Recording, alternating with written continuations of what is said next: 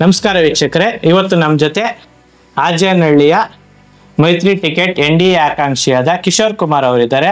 ಪಕ್ಷದಲ್ಲಿ ಅವರಿಗೆ ಯಾಕೆ ಟಿಕೆಟ್ ಕೊಡಬೇಕು, ಮತ್ತೆ ಪಕ್ಷಕ್ಕೆ ಅವರ ಕೊಡುಗೆ ಏನು, ಅವರ ಸಂಘಟನೆ ಕಾರ್ಯವೈಖರಿ ಹೇಗಿದೆ ಅಂತ ಈ ಮೂಲಕ ತಿಳ್ಕೊಳ್ಳೋಣ. ಅವ್ರ ಬಗ್ಗೆ ಒಂದು ಕಿರುಪರಿಚಯ ಮಾಡ್ಕೊಡೋಣ. ಅಣ್ಣ ನಮಸ್ತೆ. ಅಣ್ಣ ನಮಸ್ತೆ ಅಣ್ಣ. ತಮ್ಮ ಹೆಸರು ಅಣ್ಣ? ಕಿಶೋರ್ ಕುಮಾರ್. ಏನ್ ಕೆಲಸ ಅಣ್ಣ ತಮ್ದು? ಬಿಸ್ನೆಸ್ ಇದೆ ಅಣ್ಣ ನಮ್ದು. ಏನ್ ಬಿಸ್ನೆಸ್ ಅಣ್ಣ? ನಮ್ದು ಲೇಬರ್ ಕಾಂಟ್ರಾಕ್ಟ್ ಬಿಸ್ನೆಸ್ ಇದೆ. ಹೇಗಿದೆ ಅಣ್ಣ ಬಿಸ್ನೆಸ್? ಚೆನ್ನಾಗಿ ನಡೀತಾ ಇದೆ ಅಣ್ಣ. ಓಕೆ ಅಣ್ಣ, ಹೇಗಿದೆ ಅಣ್ಣ ಎಲೆಕ್ಷನ್ ವೇಮ್ಗಲ್ಲಲ್ಲಿ? ತುಂಬಾ ಚೆನ್ನಾಗಿ ನಡೀತಾ ಇದೆ ಅಣ್ಣ.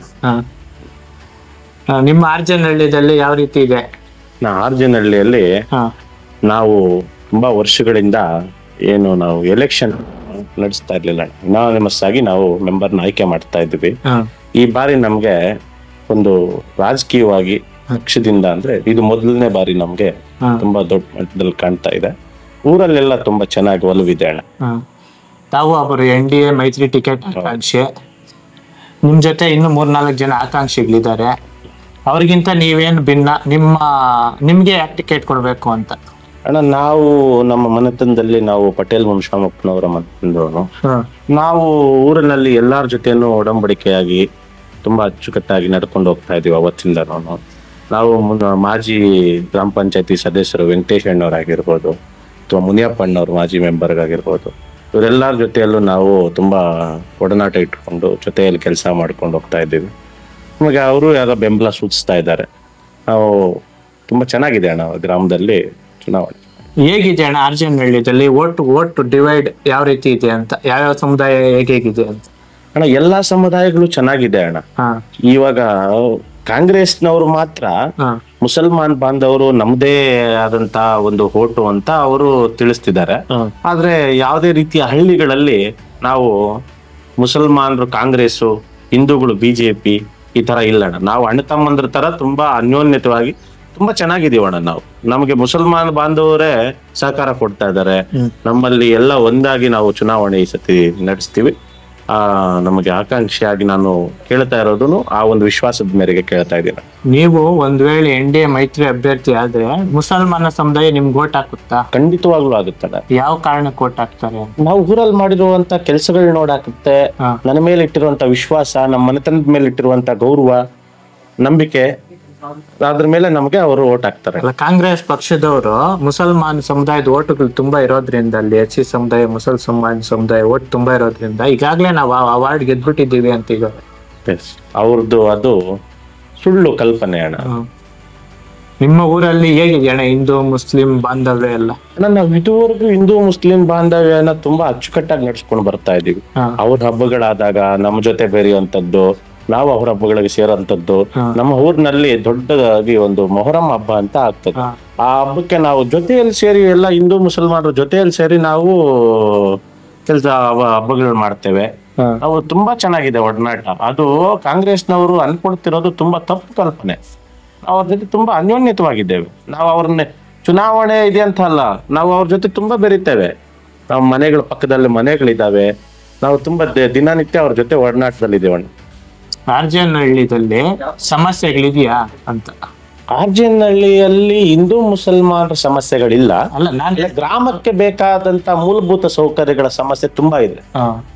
ನೀವು ಒಂದ್ ವೇಳೆ ಪಕ್ಷದಲ್ಲಿ ಟಿಕೆಟ್ ಕೊಟ್ಟು ಗೆದ್ರೆ ಅನ್ಕೊಳ್ಳಿ, ಏನ್ ಮಾಡ್ಬೇಕು ಅನ್ಕೊಂಡಿದ್ದೀರಾ ನಿಮ್ಮ ಗ್ರಾಮಸ್ಥರಿಗೆ? ಅಣ್ಣ, ನಮ್ಗೆ ಈಗ ಗ್ರಾಮ ಪಂಚಾಯಿತಿ ಇದ್ದಿದ್ರೆ ಮನೆ ಮನೆಗೂ ಅಂತ ಜಲ್ ಜೀವನ್ ಮಿಷನ್ ಇತ್ತು.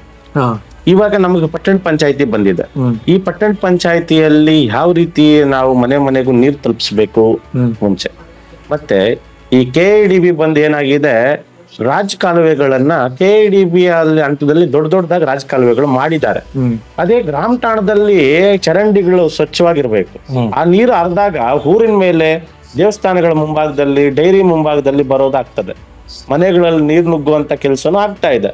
ಇವಾಗ ನಾವು ನಮ್ಗೆ ಅವಕಾಶ ಅದರಲ್ಲಿ ನಾವು ಗೆದ್ದಲ್ಲಿ ನಾವು ಮುಂದೆ ಫಸ್ಟ್ ನಾವು ಚರಂಡಿ ವ್ಯವಸ್ಥೆಯನ್ನ ಏನು ಕೆರೆಗೆ ನೀರು ಹರಿಯೋದನ್ನ ನಾವು ಮಾಡ್ತೇವೆ. ಮತ್ತೆ ನಾವು ಹೊಲಗಳಿಗೆ ಹೋಗೋದಕ್ಕೆ ತುಂಬಾ ಅನಾನುಕೂಲವಾದಂತ ರಸ್ತೆ ಇದೆ. ತುಂಬಾ ದಿನ ನಮ್ಮ ಊರಿನಲ್ಲಿರೋರು ಕಾನೆಗೆ ಹೋಗ್ಬೇಕು. ನಾವು ರೇಷ್ಮೆಯನ್ನು ಹೆಚ್ಚಾಗಿ ಆರ್ಜನಹಳ್ಳಿ ಗ್ರಾಮದಲ್ಲಿ ರೇಷ್ಮೆ ಬೆಳೆಗಾರ ಇದ್ದೇವೆ. ಆ ರೇಷ್ಮೆ ಬೆಳೆಗಾರರು ಸೊಪ್ಪು ತಗೊಂಡ್ಬರ್ಬೇಕಾದ್ರೆ ಹೋಗಿ ಅದನ್ನ ಹೊತ್ಕೊಂಡು ಬರೋದು ತುಂಬಾ ಕಷ್ಟ. ಬಂಡಿ ಹೋಗೋದಕ್ಕೂ ಕಷ್ಟ ಆಗ್ತದೆ ಅಂತ ಒಂದು ರಸ್ತೆ ಇದೆ. ಅದನ್ನ ನಾವು ಫಸ್ಟ್ಗೆ ಅದನ್ನ ಆದ್ಯತೆ ಮೇರೆಗೆ ತಗೊಂಡು ಅದನ್ನ ಫಸ್ಟ್ ರಸ್ತೆ ಮಾಡಿಸ್ತೀವಿ ಅಣ್ಣ. ಈ ಮೂಲಕ ನಮ್ಮ ವಾಹಿನಿ ಮೂಲಕ ತಮ್ಮ ಪಕ್ಷದ ಹೈಕಮಾಂಡ್ ಅವರಿಗೆ ಮತ್ತೆ ನೀವು ಎರಡೂ ಪಕ್ಷದ ನಾಯಕರಿಗೂ ಏನಂತ ವಿನಂತಿ ಮಾಡ್ತೀರಾ ನೀವು ಅಂತ? ಅಣ್ಣ, ನಾನು ಮೂಲತಃ ಭಾರತೀಯ ಜನತಾ ಪಾರ್ಟಿಯಲ್ಲಿ ಯುವ ಮೋರ್ಚಾ ಪ್ರಧಾನ ಕಾರ್ಯದರ್ಶಿಯಾಗಿ ಕೆಲಸ ಮಾಡಿ ಪಕ್ಷವನ್ನ ಈ ಗ್ರಾಮಾಂತರ ಭಾಗದಲ್ಲಿ ಕಟ್ಟುವಂತ ಕೆಲಸವನ್ನ ಮಾಡಿದ್ದೇನೆ.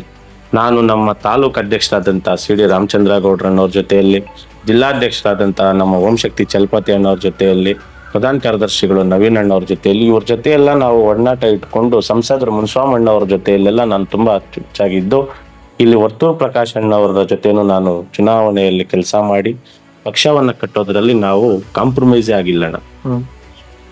ಆ ರೀತಿ ನಮ್ಗೆ ಒಡನಾಟ ಇದೆ. ಬಿಜೆಪಿ ಒಂದೇ ಪಕ್ಷ ಇದ್ರೆ ಪರವಾಗಿಲ್ಲ, ಈಗ ಮೈತ್ರಿ ಇದೆ, JDS ನು ವಿಶ್ವಾಸಕ್ಕೆ ತಗೊಬೇಕು ತಾವು, ಅದನ್ನ ಯಾವ ರೀತಿ ಮಾಡ್ತೀರಾ ಅಂತ? ಖಂಡಿತವಾಗ್ಲೂ ನನಗೆ ಅವ್ರ ಜೊತೆ ವಿಶ್ವಾಸ ಇದೆ.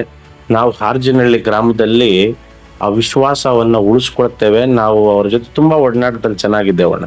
ನಾವು ಯಾವುದೇ ರೀತಿ ನಾವು NDA ಅಂತ ಈಗ ಏನಿದೆ, ನಮ್ಮ ಹೈಕಮಾಂಡ್ ಏನ್ ತೀರ್ಮಾನ ಮಾಡಿದೆ, NDA ಅಭ್ಯರ್ಥಿಗಳು ಗೆಲ್ಲಬೇಕು, NDA ಅಭ್ಯರ್ಥಿಗಳಲ್ಲಿ ಮನಸ್ತಾಪ ಬರಬಾರ್ದು ಅಂತ ನಾವು ಅದಕ್ಕೆ ಬದ್ಧರಾಗಿರ್ತೇವಣ್ಣ. ನಾವು ಸದಾ ದುಡಿಲಿಕ್ಕೆ ಸಿದ್ಧ ಇರ್ತೀವಿ. NDA ಅಭ್ಯರ್ಥಿಗಳು ಬೇರೆ ವಾರ್ಡ್ಗಳಲ್ಲಿ ನಮಗೆ ತುಂಬಾ ಬೇಕಾದಂತವ್ರು ಇರ್ತಾರೆ. ನಾವು ಅಲ್ಲಿ JDS ಕೊಟ್ಟಾಗ ನಾವು ಅಲ್ಲಿ ಹೋಗಿ ದುಡಿಯಂತದ್ದು, ಇಲ್ಲಿ ನಮಗೆ ಅಭ್ಯರ್ಥಿಗಳಾದಾಗ ನಾವು ಅಲ್ಲಿ ಅವ್ರ ಜೊತೆ ದುಡಿದು ಕೆಲಸ ಮಾಡ್ತೇವಣ್ಣ. ಕೊನೆಯದಾಗಿ ತಮ್ಮ ವಾರ್ಡಿನ ಮತದಾರರಿಗೆ ಒಂದು ವೇಳೆ ನಿಮ್ಮ ಪಕ್ಷದಲ್ಲಿ ನಿಮಗೆ ಟಿಕೆಟ್ ಸಿಕ್ಕಿದ್ರೆ ನಿಮಗೆ ಯಾಕೆ ವೋಟ್ ಹಾಕ್ಬೇಕು ಅಂತ ಏನಂತ ವಿನಂತಿ ಮಾಡ್ಕೊಂತೀರಾ ಅಂತ? ನಾನು ನಿಮ್ ಜೊತೆ ಯುವಕನಾಗಿ ಕೆಲಸ ಮಾಡ್ಲಿಕ್ಕೆ ಬರ್ತಿದ್ದೇನೆ ಆರ್ಜೇನಹಳ್ಳಿ ಗ್ರಾಮದಲ್ಲಿ.